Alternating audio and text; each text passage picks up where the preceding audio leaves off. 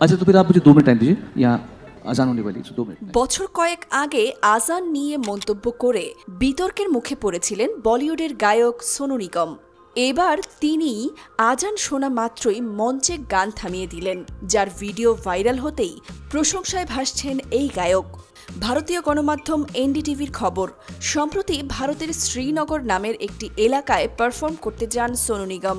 সেখানে ছিল তার প্রথম অনুষ্ঠান। মঞ্চ থেকে তার ছড়িয়ে পড়া একটি ভিডিওতে দেখা যায় আজান শুরু হবে বলে শ্রোতাদের কাছে 2 মিনিট চেয়ে নেন সোনু নিগম। এ সময় গায়ককে বলতে শোনা যায়, আমাকে 2 মিনিট সময় দিন দয়া করে, এখানে এখনই আজান শুরু হবে। এরপর 2 মিনিটের জন্য অনুষ্ঠান বন্ধ রাখেন। আজান শেষ হওয়ার পরে তিনি আবার গান শুরু করেন। এ সময় উপস্থিত দর্শকরা তার এই আচরণকে ইতিবাচকভাবে গ্রহণ করেন। এদিকে ভিডিওটি সামাজিক মাধ্যমে ভাইরাল হতেই প্রশংসায় ভাসছেন গায়ক।